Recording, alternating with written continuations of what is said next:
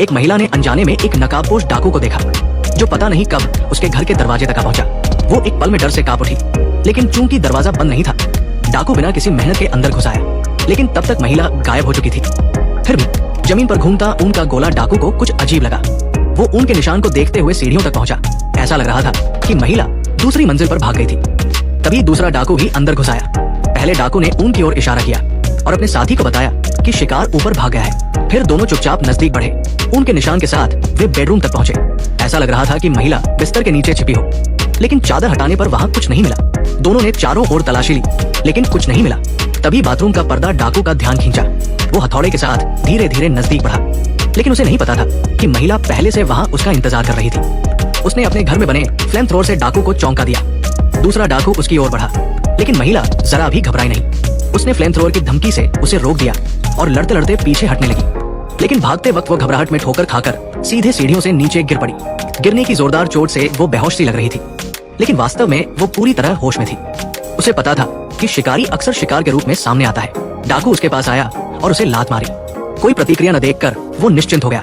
महिला ने मौका देखकर हमला किया और भागने लगी, लेकिन वो थोड़ी देर से चली। डाकुओं ने उसे कोने में घेर लिया। अब उसके पास भागने का कोई रास्ता नहीं था। एक डाकू बुरी तरह जल चुका था और दूसरे का कान कट गया था। दोनों बेहद गुस्से में थे। अगर उनके मालिक ने जिंदा पकड़ने का आदेश न दिया होता तो वे उसे वहीं मार डालते। ऐसी स्थिति में महिला ने समझदारी दिखाई और चुपचाप उनके सामने आत्मसमर्पण कर दिया। 3 मिनट बाद उसके हाथ बंधे हुए थे और उसे गाड़ी में डाल दिया गया। लेकिन जैसे ही डाकू वापस लौटने लगे, एक पुलिस की गाड़ी उनके पीछे लग गई। पता चला कि डाकुओं की गाड़ी चोरी की थी, जिसने पुलिस का ध्यान खींचा।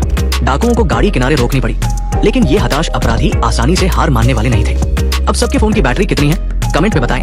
एक ही बैटरी प्रतिशत वाले दोस्त बन सकते हैं। डाकू कुछ कह पाता इससे पहले ही महिला भाग निकली। वो गोलीबारी में फंसना नहीं चाहती थी, इसलिए उसने पुलिस की बात नहीं सुनी और दूर की ओर भागने लगी। जल्द ही एक डाकू ऑटोमेटिक राइफल लेकर बाहर निकला और पुलिस को मौके पर ही मार डाला।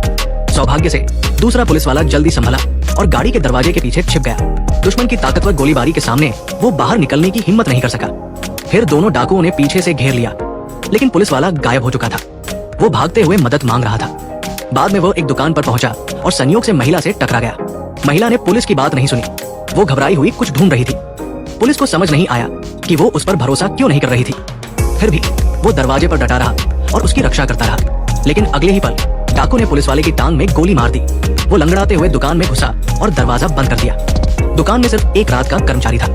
पुलिस ने कर्मचारी के इशारे पर प्राथमिक चिकित्सा बॉक्स ढूंढा तो देखा कि महिला हथकड़ी काटने के लिए कैंची ले रही थी। पुलिस ने तुरंत मदद की पेशकश की और उसकी हथकड़ी काट दी। फिर देखें कि ये चतुर और बहादुर महिला कैसे जवाबी हमला करती है। उसने पहले 2 बोतल मशीन ऑयल लेकर दरवाजे पर फैला दिया, डाकुओं के लिए जाल बिछाते हुए। फिर उसने 2 बड़े बर्फ के थैले लिए। तभी बाथरूम से कांच टूटने की आवाज आई। उसने चुपचाप दरवाजा खोला। बाथरूम की खिड़की टूटी हुई थी और वहां से आवाजें आ रही थी। उसे यकीन हो गया कि वहां डाकू है। उसने बर्फ के थैले बाथरूम में ले जाकर डाकू के लिए जाल तैयार किया।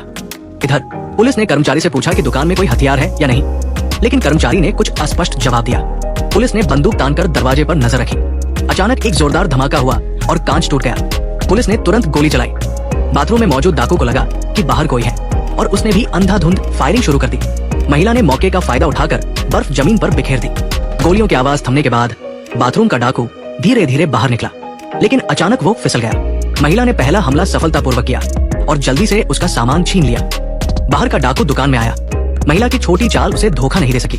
उसने चारों ओर देखा, लेकिन कोई नहीं दिखा। अगले ही पल डाकू ने हमले से बचते हुए पुलिस की बंदूक पर निशाना साधा, जिसमें अब गोलियां खत्म हो चुकी थी। फिर डाकू धीरे धीरे उठा और पास से एक छोटा दर्पण उठाया। वो दर्पण से पुलिस की स्थिति देखना चाहता था, लेकिन उसे नहीं पता था कि महिला एक बड़े फावड़े से उसे बेहोश कर देगी। महिला ने उसे बेहोश कर दिया और फिर से उसका सामान छीनने की तैयारी की, लेकिन पुलिस की मौजूदगी में वो जानबूझकर गोली नहीं चला सकी। उसने पहले पुलिस की हालत देखने का फैसला किया। पुलिस की टांग से बहुत खून बह रहा था। लगता था कि गोली बड़ी धमनी में लगी थी।